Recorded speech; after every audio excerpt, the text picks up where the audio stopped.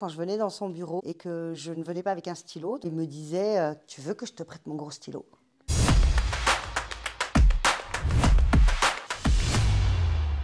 Bonjour, je m'appelle Ibrahim. Bonjour, je m'appelle Ami et on habite au Palais de la Femme. On va vous parler De sexisme, de consentement et d'égalité hommes et femmes. je suis donc allée chercher des hommes et des femmes. Je vais leur poser des questions. On a un quiz. J'ai mis des micros et tout. Je suis passée derrière la caméra. Et on a commencé. Bonjour. Bonjour. Bonjour. Est-ce que tu peux nous raconter de violences sexuelles? La première expérience que j'ai eue en tant que femme d'une agression dans la rue, j'avais 14 ans. J'étais dans les transports en commun et un homme qui était bien plus âgé que moi m'a collé par derrière et a eu des gestes très déplacés avec ses parties intimes. J'ai eu peur et j'ai rien dit. Une jeune femme arrive dans le métro en même temps que moi et là d'un coup un homme débarque et cet homme rentre dans le métro et se met à lui parler avec insistance. Je me dis bon, qu'est-ce que je dois faire? Il y avait des adultes autour qui ont vu et ils n'ont rien fait. Je ne sais pas si c'était par peur ou par manque d'attention.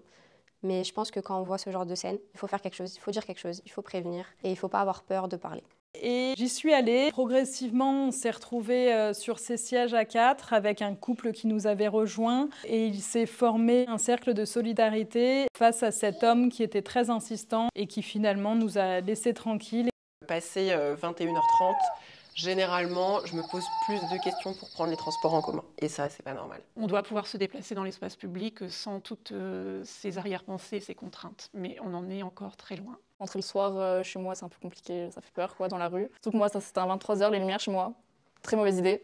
Sans se rendre compte, on inculque un peu aussi à ses enfants, à ses filles en disant attention, selon comment tu vas t'habiller, tu vas risquer d'être embêté. Et ça, c'est juste pas tolérable. Ah oui. J'ai déjà été suivie dans la rue jusqu'à chez moi carrément, on m'a demandé mon numéro très lourdement, si je disais non, on insistait.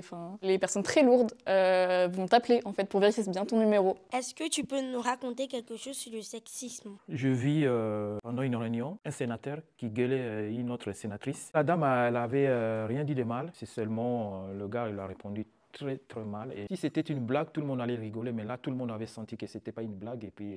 Dans un de mes premiers jobs, j'avais un chef de service qui, quand je venais dans son bureau et que je ne venais pas avec un stylo, il me disait tu veux que je te prête mon gros stylo? Je voyais déjà à la dame une mère pour moi, et moi, personnellement, je n'étais pas bien. Je regrette juste que nous, en tant qu'hommes, on n'intervienne pas plus quand on est confronté à du harcèlement de rue ou du sexisme, quand ça va trop loin. Comme j'ai eu une éducation où on m'a appris à me défendre, je le rembarrais. Waouh!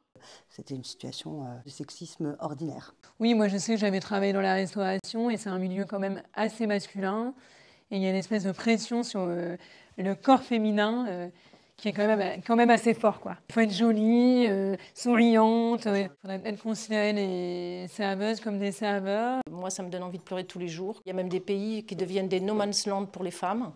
Je ne citerai que l'Afghanistan, mais il y en a des tas d'autres. Et je trouve qu'obliger les filles à s'exciser, c'est inadmissible. Ça reste marqué à tout jamais dans la tête. Nos moments ont souffert de ça, nous on a souffert de ça.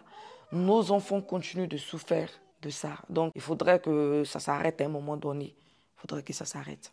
Même à l'école, je trouve ça pas normal que souvent des petits garçons s'amusent à lever la jupe des petites filles. C'est le début d'un comportement qui n'est pas normal. Alors, je me souviens... Non, je me souviens pas. Merci madame, merci monsieur. C'est moi qui vous remercie Ibrahim et Naminata. Merci Aminata, merci Ibrahim. Merci. Et bravo ce que vous avez fait et le travail que vous avez accompli. Les hommes, vous avez compris, il faut nous respecter. En cas de problème, appelez le 3919.